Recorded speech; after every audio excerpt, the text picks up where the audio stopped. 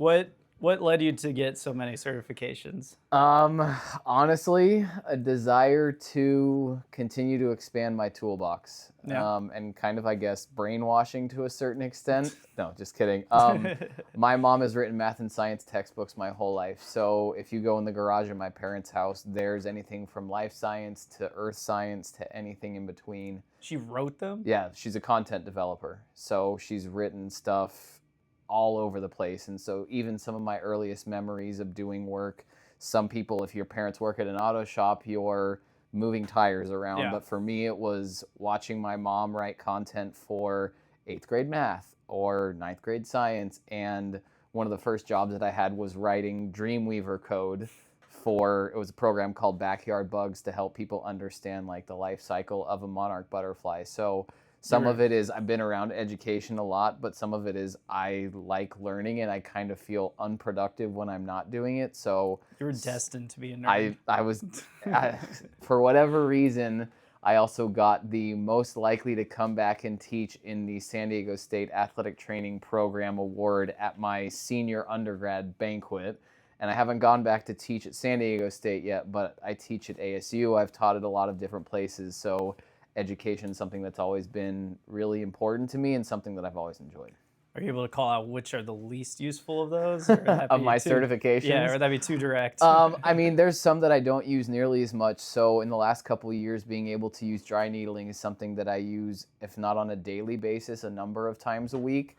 There's some things that I don't necessarily use the same amount. So whether it's performance enhancement specialist or something else like that, I don't necessarily directly apply it, but on a daily basis, if I have a student athlete that's in the weight room that needs a modification to injury, it's something that's easy for me to call on my CSCS, call on some of that other stuff.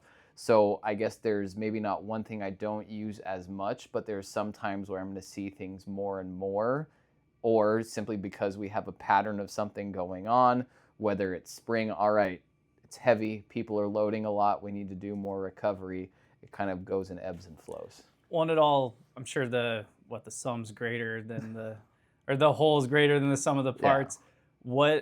Which of those came most useful with, you guys becoming the Big 12 champions this year? Patience and communication certifications aren't up there, but some of that is definitely part of that. I mean, I've been a part of ASU volleyball since 2020. In the first couple of years, we were not having the same level of success, and those were the 13 and 19 years that were a little bit more difficult to get through because you're looking at the last game and you're looking at, all right, this doesn't make really any difference for us in the season. So some of it was more about just the time investment of it takes time to build a program. Traditions don't happen overnight. But when it comes to the specific things that I use, I mean, the greatest availability to win is having people that are your best athletes healthy. So whether it's something like corrective exercise to make someone have an injury pattern you've identified, get rid of it, or at least help out with it. A lot of this stuff, a lot of the value that we've had and the reason why we've been successful and having a lot of availability is trying to correct things ahead of time. It's making an intentional investment in, you have this soft tissue dysfunction. Does it come from a muscle imbalance? Does it come from something your sport does, some way that we train? Trying to really understand how all of those things play together then gives me almost like I'm ordering off of a menu of which item is the best to help out get this dish, this athlete ready to go again. And it's like highlighted in green, yellow. Yeah. I mean, for me, it's not really like a mental drop-down menu, but the way I see things, it's more of I have a dysfunction and what are the different ways, what are the different tool sets that I can use to work on that? The way I've always studied is I have a potential issue and it's almost like a flow chart of I have this issue, insert whichever symptoms or something else is going on, move to which specific interventions I can use to what does that do, what does that affect, all of those kind of things. That makes sense. It's a very engineering, I guess, way of looking at it. Very logical. Yeah. I mean, if I wasn't going to be an athletic trainer, I was going to be like an aeronautical or other form of engineering. So I stopped playing with Legos a little bit faster than my twin brother, who's an engineer, did.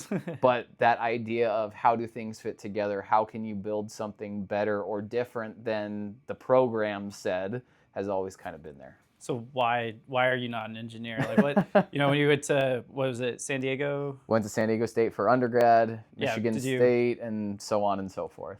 I also didn't end up as an aerospace engineer. Yep. I did apply as an aerospace engineer. Yep. Was that similar for you, or were you like, I'm gonna be? So it was kind of an in-between thing of I knew that I liked putting things together, but I also knew that I liked being around people and I loved being around sports. And my high school baseball teammates kind of always knew that my brother and I had water, we had snacks, we knew how to stretch something. So I don't know if they called it really early on in kind of a different way than other people did, but that was kind of always there. I started lifting when I was 15. And I knew I liked that, and I shadowed an athletic trainer and a PT when I was, I think, a junior in high school.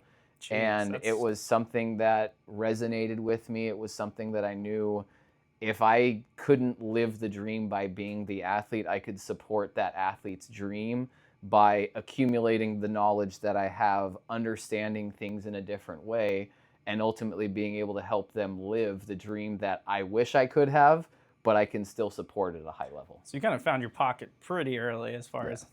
Yes, I did. And so now you're, assistant athletic trainer, like in charge of volleyball. What other sports? So now that I'm in an associate role, I am directly in charge of volleyball, but then I also supervise the athletic trainers that oversee water polo, swim and dive, and triathlon, and then have some other duties around. Some of it is research and technology. Some of it is kind of my own liking and helping other people.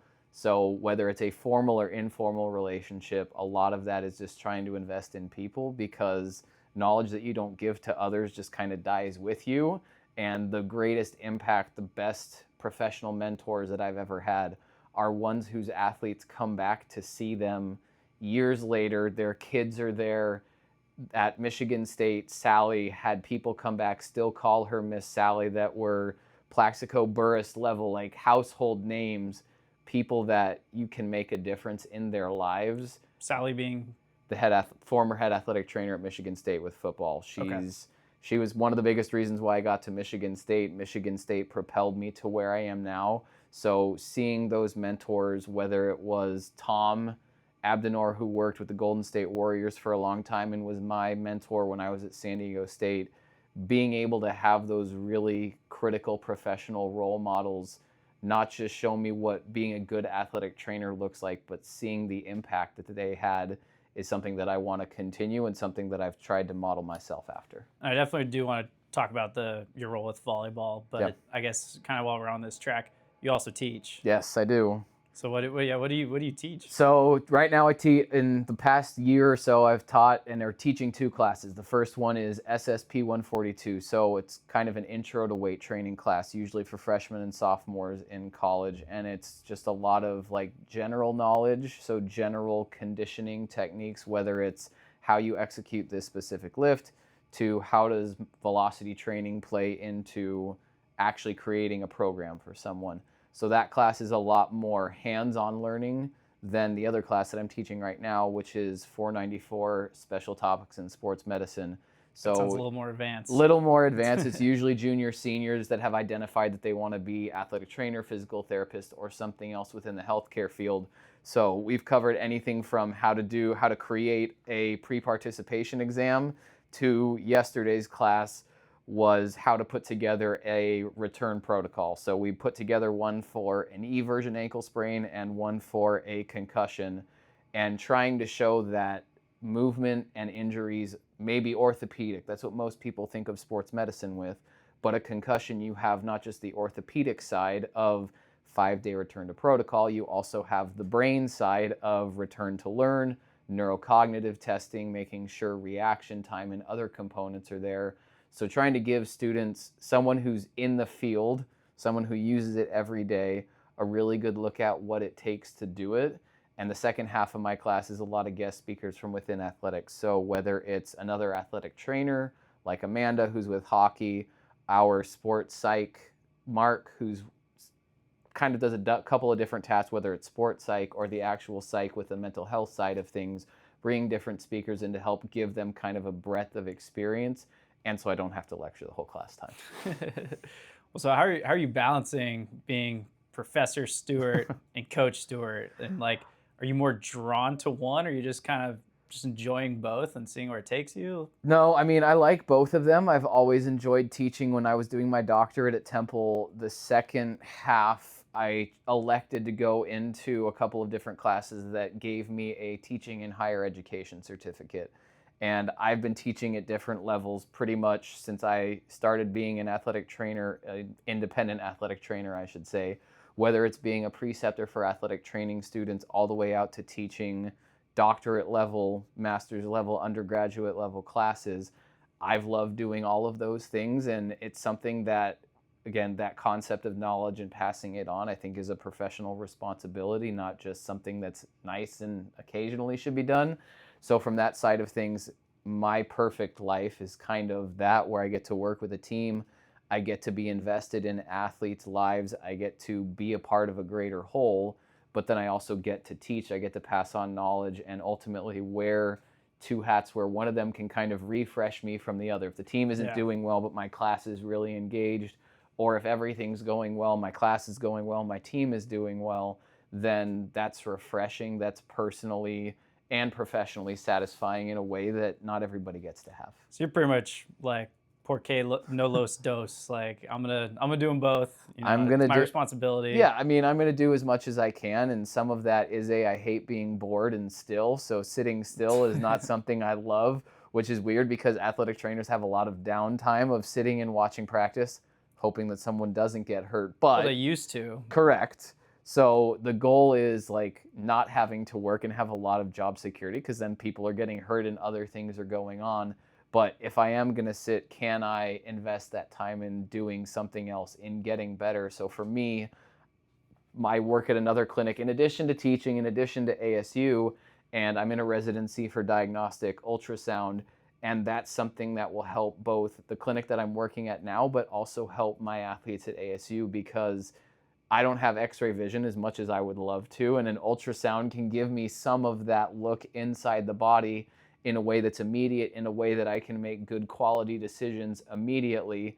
And something like that just further adds to my ability to help intervene. Or if I'm looking at tissue, can I make a good decision because there's no gapping? There's nothing that shows the signal is telling me there's fluid built up in there. Okay, safe to go back in. Versus if I'm just doing a manual muscle test on someone and they say, ow, and the texture feels a little weird in the tissue, put an ultrasound on it and I see that there's a derangement of the fibers, there's something else there.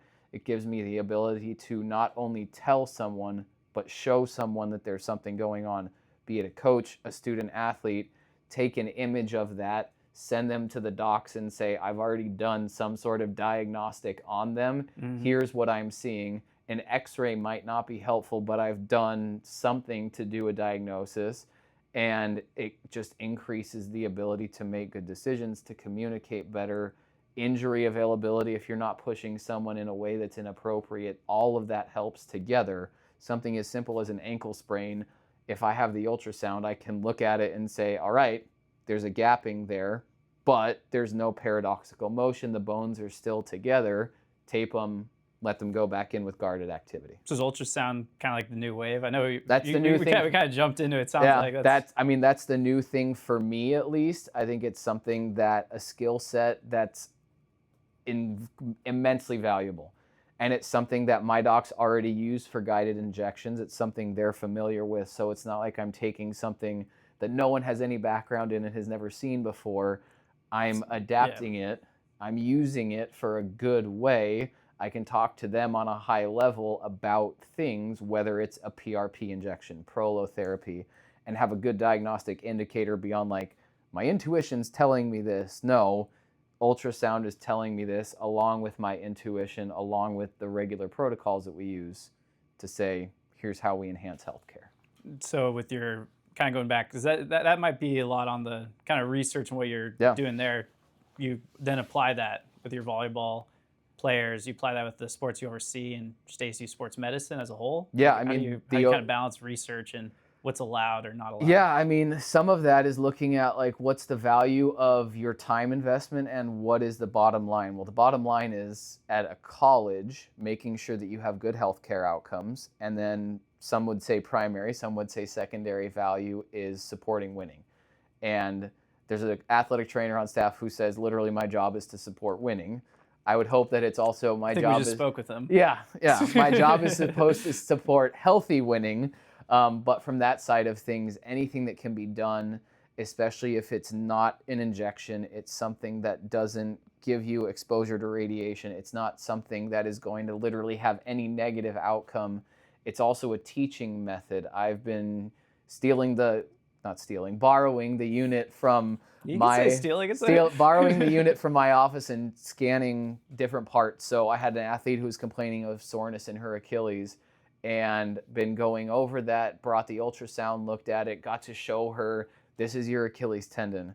There's a volume, a circumferential measurement that's associated with some sort of problem. There's a tissue appearance. It's a different way of saying, like, this is the 5-second or 5-minute version of explaining stick figure anatomy. All those kind of things are a lot easier, especially when you have someone who's not versed in the body, not versed in biomechanics or anything else like that. People can see, you can give them a view that they're not used to, and that helps them really understand it. Yeah, I was about to say, like, how do you balance your wealth of knowledge and lexicon speaking to a 19-year-old athlete? I mean, it's about asking. Some of the times you're just trying to find a good metaphor that fits with them. So if you're trying to understand the return on investment of getting dry needled versus the return on investment of an investment, okay, what's your return?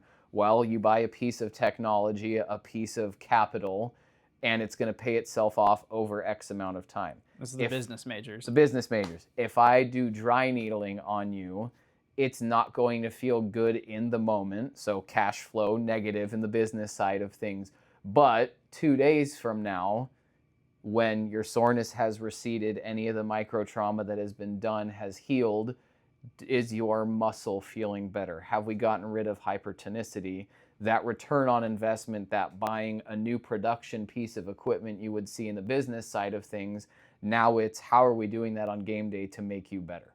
Mm-hmm. So just trying to find that way to connect with people is something that I've worked on a lot, because it's important to, even if you can't speak their language, at least speak something that they can understand 100%. And be able to answer questions in a way that isn't brash, it isn't demeaning. Something else like that is really important. So making those connections with people and understanding the things that they value and understand is critical. And I'm sure someone made claims the title for having come up with this, but I think, to officially be a smart person, you have to be able to break it down so anyone can understand with analogies, metaphors. It sounds like you said, going way back, that was kind of what was your most valuable thing this season versus maybe Kendall Stewart in 2020 working volleyball. Yeah, I mean, Kendall Stewart in 2020 was like, all right, how do I survive COVID? I'm a dad for the first time. Everything is weird about life. How do I because that was my first year with volleyball. I didn't understand things the way that I had up until that point. I'd had 5 years in a row with gymnastics, so I knew a lot more about that. But volleyball, it's like, okay, there's a ball, it goes over the net, but there's rally scoring versus non-rally scoring. There's libero and all of the other craziness. You weren't one of those baseball players that showed up to the volleyball games? No, I did not. I did not show up I was not the baseball player that showed up. So a lot of it was just asking questions and learning. And that's something that I continue to do, is not assume that I know everything. I know enough in my sphere, in my realm, to help out, but other people have more knowledge than I do, and it's incumbent on me to humble myself and ask the experts their perspective, and hope that that same respect is given to me on the backside of, I have an injury. How can you help me? How can you explain what's going on? Because without going down the tinfoil hat realm, the internet can give you a lot, but it can give you a lot of crazy and a lot of good. But if I can give someone the right tools, I was talking to my class probably 2 weeks ago, and I said, this is the most boring part of class that I'm ever going to do.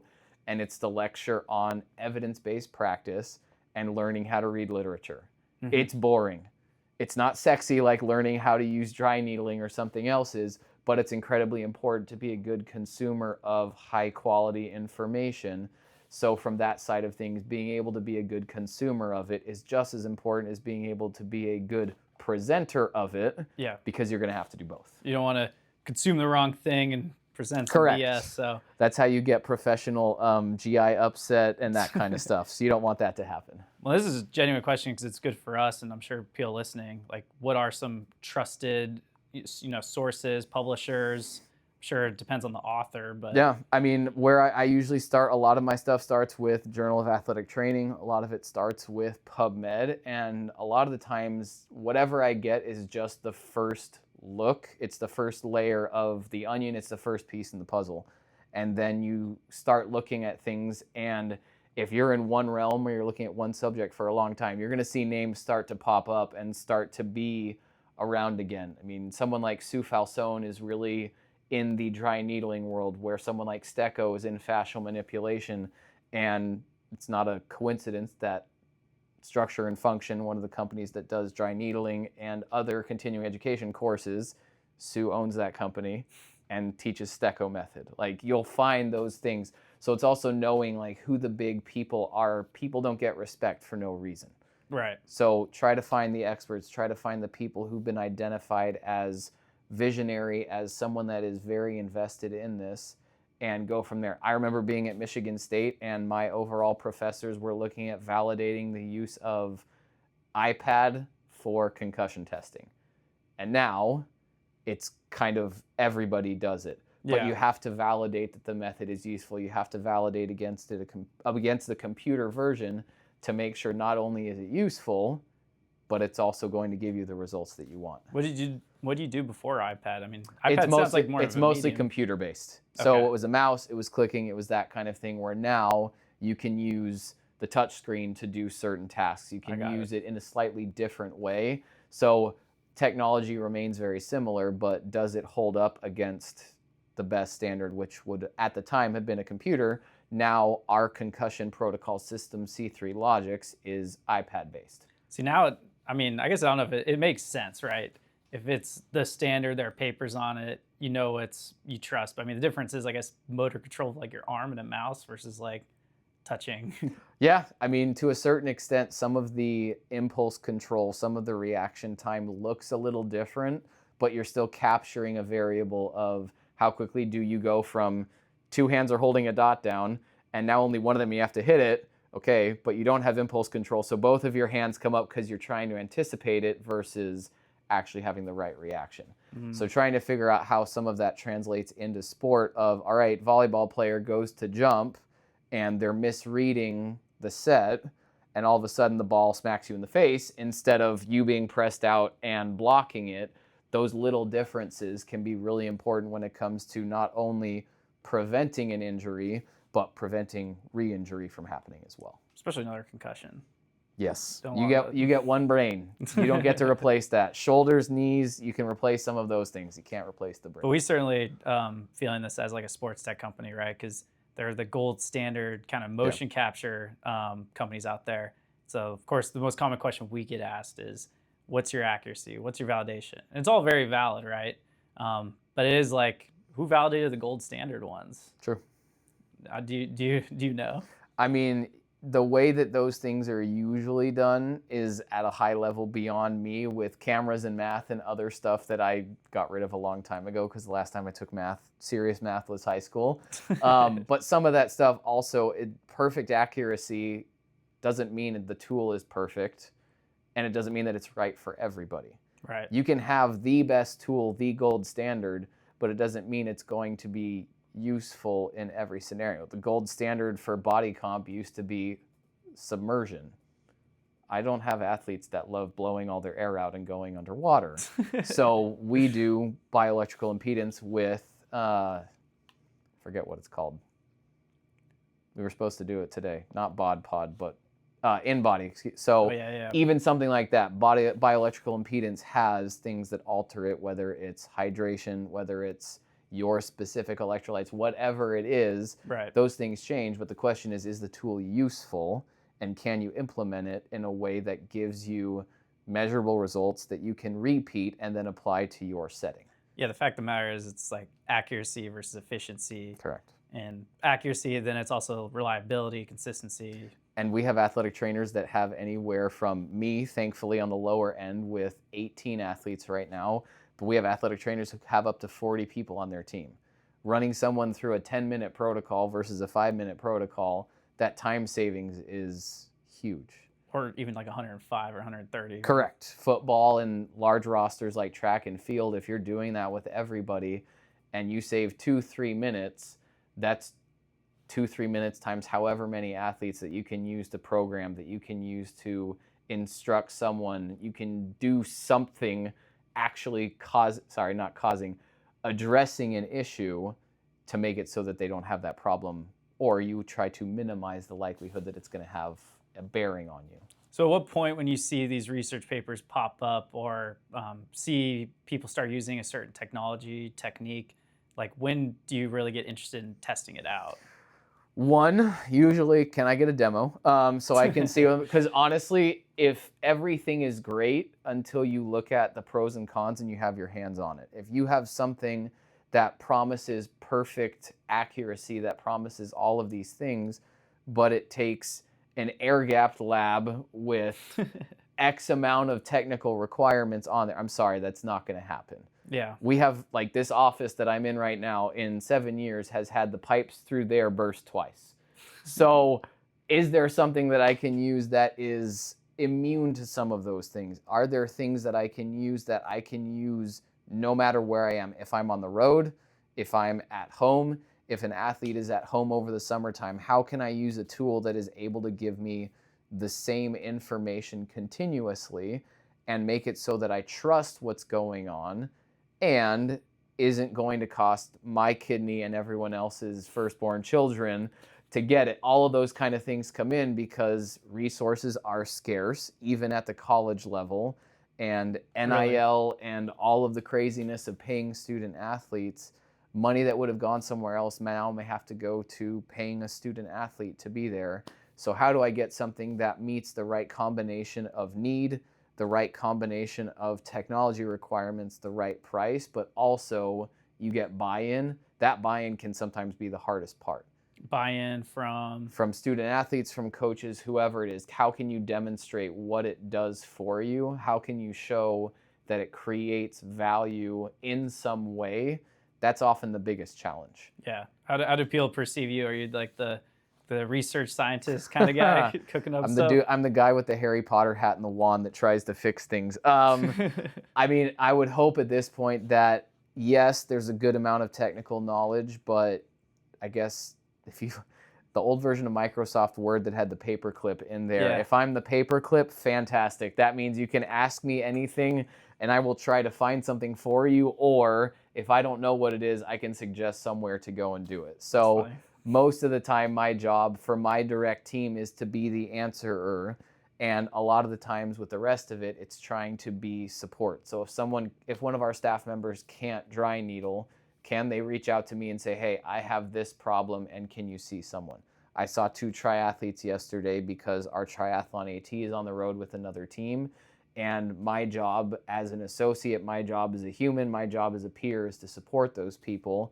And if they don't have that tool and I do, or I have the availability that they don't, give that freely and happily to support that dream. It's a big team player on the sports medicine side. Yeah, That's the goal.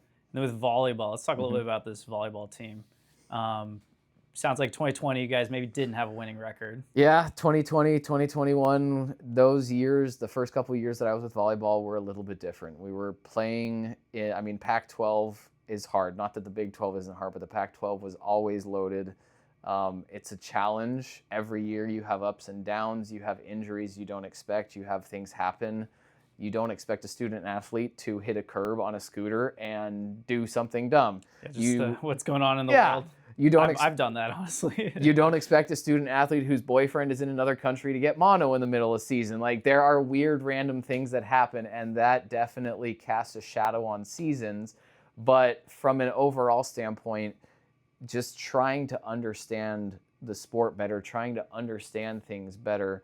We've gotten more technology, whether it's using force plates from Hawken Dynamics to look at load response, using Kinexon to look at jump count, to look at how we periodize jump counts. If someone has an injury, how do we bring them back the same way we would with a concussion, of a measured incremental progression, we can do that with Kinexon, where we're looking at live jump counts. If someone needs to do basically a reverse taper of, at the beginning of the week, they get a higher amount of reps and it drops throughout the week. That way their game days are the lowest because they're feeling the best. Trying to really understand that. We've come a long way. We've been very fortunate that we've won more, we've gotten more resources, but it's also been an intentional use and intentional investment in technology to try to do better. And by that logic, I hope that our success is a result of intention and a result of planning, not just accidental. For sure. It's getting the systems in place. Yeah. As well as you reading volleyball books. I would say one of the big components is sports performance and sports medicine being integrated, and talking with the head coach or coaches is a huge component. My head coach loves data. JJ loves data. And Jake and I, Jake's my sports performance coach, both of us are credentialed sports scientists through the NSCA. So speaking a common language, having that common goal, being united in the things that we want, all of those are incredibly important. And having respect for each other's area of, my investment in you will pay off this investment in someone else, and so forth. Not trying to see everything as silos and trying to individually claim credit. If we're not winning because we don't have people available, there's an issue somewhere. It's probably not one particular place. It's probably in a couple of different places. So how do we collectively make good decisions, talk about things? We have a performance meeting every Tuesday. And everyone that touches a student athlete, whether it's nutrition, sports performance, sports medicine, academics, we all talk. This is high performance? Yeah. So the goal is, how do we look at someone as a whole? How do we make plans as a unit, rather than I'm going to make a plan that I'm not going to tell someone else about, because that knowledge doesn't help if it's only in one category or one area. So what happens when you guys make all these plans, but then the athlete didn't get the memo? Oh, you mean first plans don't survive contact with the enemy or student athletes? It's about flexibility. I mean, being able to communicate on the fly.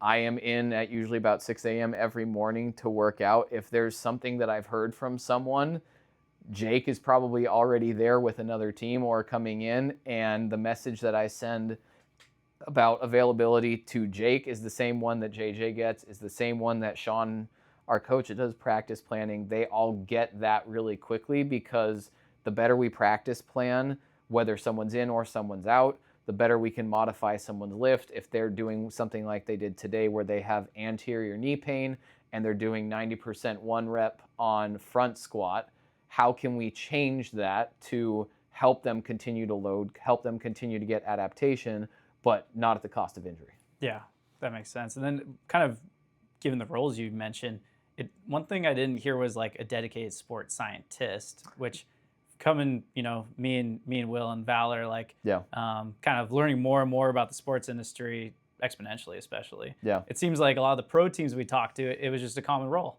There's hey, this is our sports science guy, this is our gal, and then this is our, biomechanics person. Or like speaking of certain universities, like a University of Texas. Yeah.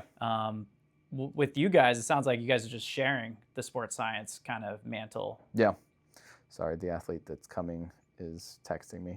Well, that's the reality. But going on to that, is that, you think the future is the future that more programs will have a sports scientist, or less programs will have a sports scientist? I think both ways have. I think both the linear side of things, if it's a codified department, is good, but I think there's also some nonlinear aspect that's good as well. So if you have 15, 20 sports that 3 people are trying to manage, versus you have a sports performance coach who oversees 2 or 3 teams, I oversee one team directly and then play into a couple of other ones, maybe not directly, but contribute, you're probably seeing someone who has a little bit more day-to-day knowledge of where they're at in their training. Are you going into a peaking phase? Are you trying to taper? Where are you at in season? Are you in preseason where you're going to play the most in the shortest amount of time, so your loading density is high? How do you look at that compared to, we're in spring where we're not playing, but you're actually getting more exposure, more volume load, something else like that? It's good to have people that understand all aspects of it. Do I wish we had a sports science department to take care of some of that stuff for us? Yes. but it's something that I like. It's something that the brain in me enjoys, talking through those things and looking at how you manipulate variables for each person to try to make things better. So it'd be nice to have that, but there's still something that's good about the way we do it, which is we know we sit at practice and we watch practice. If you have 10 sports that one person's trying to be at, there's not enough hours in the day to watch all that video. But when we sit there and watch, when we know someone in volleyball is trying to run a slide as a middle blocker and they're having right knee pain, how does that correlate to an asymmetry in their force plate in the weight room? Well, you might see an asymmetry, but do you know that they're a middle? Do you know that they're not running a slide? Do you know that they haven't ever run a slide in their life and they're being taught that? Okay, is it acute fatigue or is it injury? Yeah. And that's where my job, hopefully seeing all of those things helps with that. And you know them as a person, like you said, you don't need to, you're there at practice versus like being in the back, kind of seeing them almost as a number. Yeah. It's like private equity, looking at these businesses and making suggestions, but then in reality, if they're on the ground floor, you might have a little different opinion. I think the last thing we just want to ask about Valor. Yeah. You kind of, to be honest, you guys were our first university. You're our first athletic trainer we've worked with at the NCAA level. Kind of what was Valor like when you first picked it up back in 2023? Yeah. And kind of where are you hoping it goes, honestly? So this is what Valor was like back in 2023. And I still have it. He still has it. I still have the backpack with the sensors that I learned a better way how to do it, which was tumbling it once they're turned on, not swinging them like it's a psychrometer. Yeah, like it's a psychrometer. So it was something that, I mean, it was weird. It was kind of one of those, it kind of falls out of the sky. You guys were here for a competition and got connected, and here we are 2 years down the line. And it's something that I reference back to a lot. It's something that I do with every student athlete, usually 3 times a year. And honestly, it's something that I show student athletes when they're here on a visit, when we have a recruit of like, okay, what distinguishes ASU? What distinguishes me? What distinguishes this program? The intentional investment in prehab. Like, not, people don't really understand what that means. You have to show them a visual, but showing them like, oh, it's a wireframe of a human jumping, like for when you're doing one of the counter movement evaluations. So something like that not only shows someone that there's a more tangible version of it, but it's also kind of fun of like, do you play video games? Yes. Do you know what motion capture is? Yes. Here's how we use motion. So that's the kind of thing where it creates a different conversation.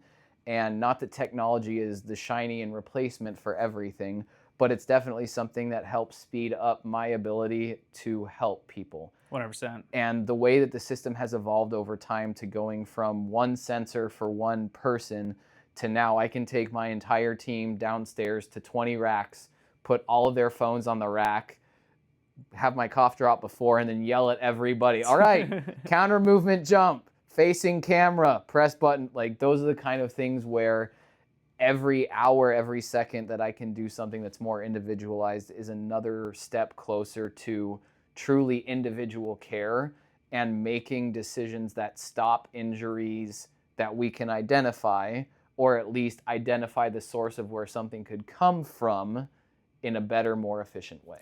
100%. And then kind of also on the actual data output side, like our hope is that we can kind of handle the sports science side of it when it comes to this movement data. So that's like kind of where we're going. I'm sure you've seen it back when it was just like, at one point I think we were just outputting quaternions. Now it's like joint angles. Now it's like joint angles with thresholds. And our goal this year especially is to develop movement insights. Yeah, I mean, it's definitely something that's evolved, and being able to give feedback. Most of the time when you have a piece of technology, it's, I guess, in its whatever stage it's in, it's not going any past that. So if you have, this is going to be a stupid example, but you have a computer, it's already obsolete by the time you get it.